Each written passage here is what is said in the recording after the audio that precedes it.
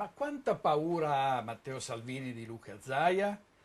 C'è da chiederselo ancora una volta, ce lo siamo chiesti anche recentemente, vedendo gli ostacoli sul percorso dell'autonomia. In fondo il vice premier e ministro degli interni avrebbe potuto fare uno schiocco delle dita e lui poi il vero capo del governo. Avesse voluto dare una spinta all'autonomia avrebbe potuto farlo evitando tanti dispiaceri a Erika Stefani e a tutti coloro che hanno votato quel 22 ottobre di molti giorni fa, 590 giorni fa, sperando proprio nell'avvento di una maggiore libertà.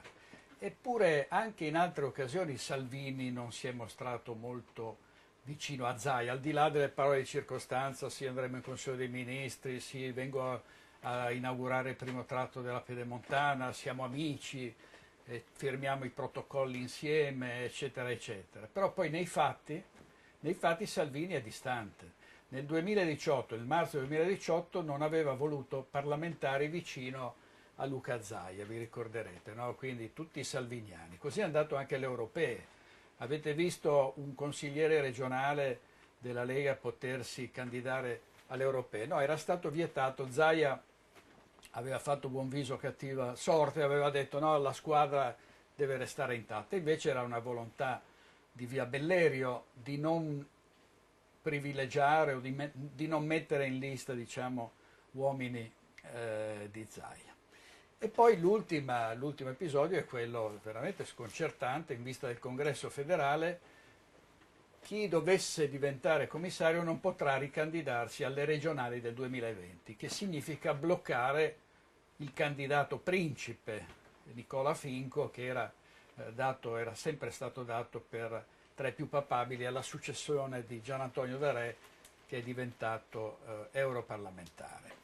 Anche qui si parla di altri nomi, si parla di altri possibili commissari a questo punto, perché Finco è bloccato, pur essendo vicinissimo a Salvini dal punto di vista politico e umano, è stato anche lui favorevole con l'accordo di Monfalcone a far andare avanti Salvini dopo l'uscita di Bobo Maroni. Insomma, nonostante questo viene sacrificato. Perché? Perché Zaia fa paura. Zaia è troppo forte, Zaia è troppo amato, Zaia ha un consenso strepitoso e quindi fa paura, potrebbe fare ombra al grande capo. E questo veramente è abbastanza triste e anche inopportuno, perché un vero leader, un vero capo non mette ai margini i suoi collaboratori, anzi i suoi più stretti collaboratori, i suoi amici, tra virgolette, li mette in risalta, li sostiene, li valorizza, perché la squadra diventa più forte, perché l'importante è che la squadra vinca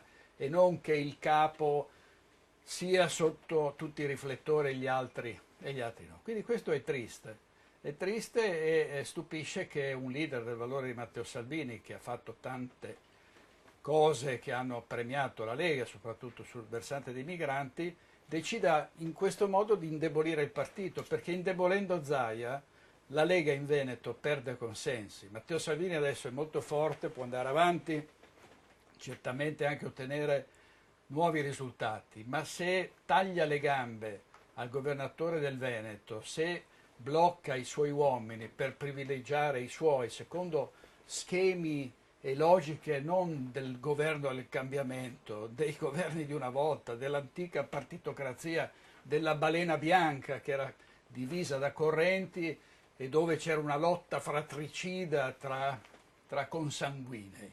Ecco, se Salvini dovesse arrivare a questo, davvero sarebbe un percorso complicato e l'inizio di una china discendente per un partito che adesso sta correndo al massimo della velocità.